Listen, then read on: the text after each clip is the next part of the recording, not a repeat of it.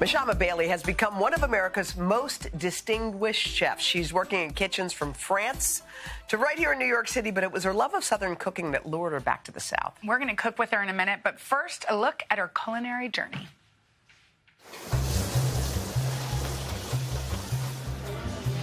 All these breakfast items are real improvement. Like, they're really kind of boost up the menu in a really good way. And it's so happy. Mashama Bailey has much to be happy about these days. At 48, Chef Bailey's career is booming, a double James Beard Award winner, including Outstanding Chef.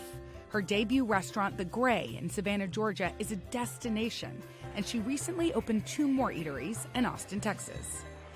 We connected with this city just like we connected with Savannah. Austin was a good fit. A New York City girl who spent her formative years in Georgia, Chef Bailey is a French-trained chef who leans hard into her Southern roots. My mom is Southern and spent a lot of summers there. I've been pretending to be Southern all my life, you know. I love the camaraderie of the South. I love my family's history, and I love how it shines through in food.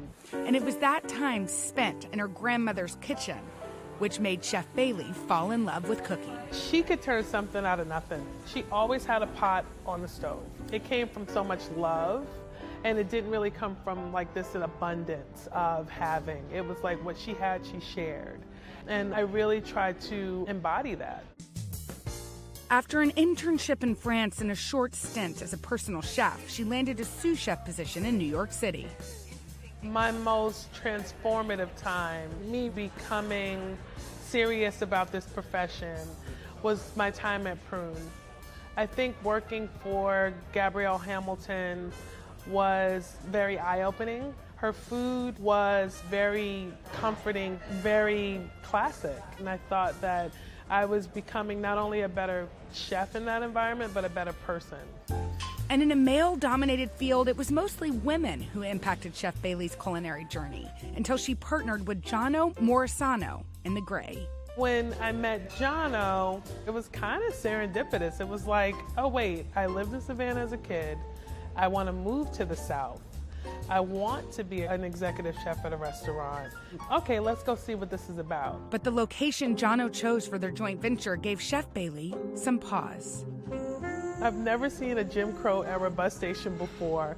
It was segregated, it has a dark history, but me standing in the segregated waiting room for colored people, I felt like there was some good vibrations in that space, and I felt like I was gonna do good things there, and I wanted to try. They chronicled that journey together in their memoir, Black, White, and the Gray, the story of an unexpected friendship and a beloved restaurant. Ticket, order fire, meatball, clam, and a fish toast.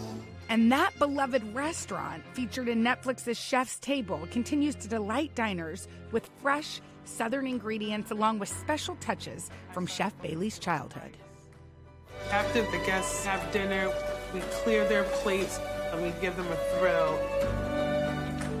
Locals would come in and be like, what? You know what a thrill is? What? That made me feel good because they understand that I have roots here. It's a little part of my history on the plate. Oh my God, we're so excited that you're here. I'm just so in awe of what you've created. It's like roots and wings, man. You have it all. Yep. You said your mom didn't want you to become a chef initially? No, or my father. They both thought that it was domesticated positions, and they just felt like I was going to be broke for the rest of my life. So, now what do they think?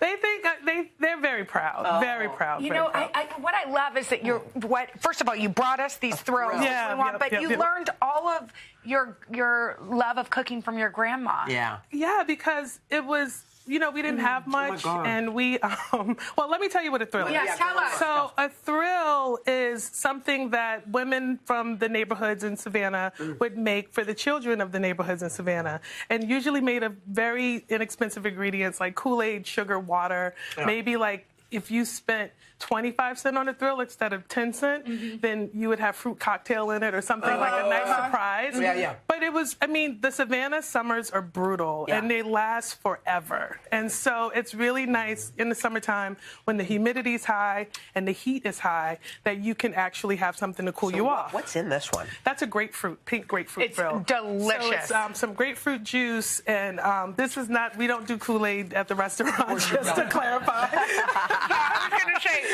We had a feeling you did. Sir James Beard, winning chef. So it's just grapefruit juice, a little bit of syrup, simple syrup, sugar and water, and some ginger. Will you cook for us? Yeah, absolutely. Okay, we're going to go in the kitchen right after this. Welcome back. We're here with Chef Mashama Bailey, executive chef and partner at The Gray and The Gray Market in Savannah, Georgia, and her latest restaurant, The Gray Market, the Diner Bar in Austin, Texas. Okay, she's going to make us one of her classic Southern dishes. We have to talk Austin. What's it like expanding your empire? Well, it's complicated because it's in another state, but it's also really refreshing because there's a team of people there that want to work with us and that believe in us. And I got to tell you, the Austin team is really doing a great job. Well, let's talk about this because some recipes are complicated and tasty. This one, you say, is simple, clean, easy, and tasty. That sounds like up our alley. Yes. So there's cooking involved, though. Okay. So well, that's not up our alley. All right, don't throw us a curve. Okay. All right. That's not up our alley. Okay. So really what we're doing here is making a chicken, like a really dense chicken broth. Okay. And that chicken broth is going to be what we use to make the rice. Okay. And so I like to char onions really darkly and put them in for just and what are these little things? Currants? Peppercorns. Garlic. And bay leaves. Are those cloves you stuck? And cloves. She stuck cloves in the onion. I know. See, that seems too fancy. You've lost No, you just poke it in from the poke it. Would you have never made a pie. You buy a jar of cloves and you never use it, so stick it in the What is this? Yeah, so this fennel and celery, and we're going to sort of cover the chicken with that, and then actually let's just put it on. Just dump it on. Is fennel related to licorice? Yeah, exactly. So it has a really nice anise flavor, and we're going to cover this with water. Okay. And we're going to cook it for about 2 to 3 hours until the chicken's tender. Okay. And then we're also going to pull the chicken and continue to reduce the stock. Okay. Yeah, And you do this just on the stove. Yep, right? you just do it on the stove in the pan. It's a one-pot thing. Got it. And then so we'll pull And the now, chicken. So this is now grits? these are rice grits. Rice so these grits. are broken pieces of rice that are sifted. So they're sold separately, basically. Put it in the And we'll put it in the oil and we'll toast them. Okay, toast. Yep. So we'll toast these to maximize the little flavor. salt? A little salt. Yep, absolutely.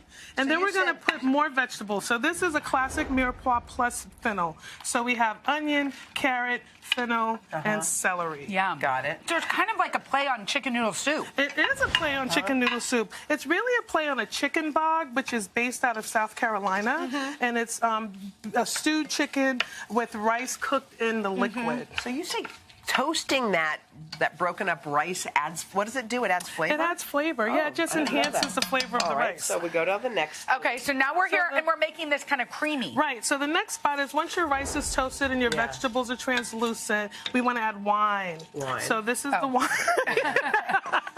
So I'll add the wine in. And just any wine you have open, right? I like white wine because it's a chicken dish. Okay. You can add red, but I like white. And is this chicken stock? And that's chicken stock from the broth that we made. Oh, wow, that's so fancy. this chicken's cooking. Are you going to use this chicken afterwards? Well, this chicken transfers into the rest of this dish. Got it. So once we have the chicken broth, we save it and we use it to cook this. Okay. So we're going to what basically happens is that we create this risotto texture. Ooh, look at that. It is risotto-y. And so it gets really creamy. And then we add the chicken? Wait, we Not can. yet? Is it too add late? the chicken. Okay. So we'll fold that in. Yeah. We're going to add some butter into this. Yes, you are. Yes. Yes. If you want, you can leave the butter out. No, but we don't you know, want. why? Why would we want Why would you do that? And what's then this? these are chives. We want to put chives in there, and then we actually want to put the parsley. We'll hold off on the fennel. Oh, we'll put the parsley, maybe half or all. Sorry. It's all good. You can't It's go all wrong good. with too much I mean, parsley. parsley is good for the bloodstream, so it's good. Okay. And then basically what happens is once the butter's incorporated, the herbs are incorporated, you have this. I mean, I told you, have you ever... Oh my God. Is there ever been anything better.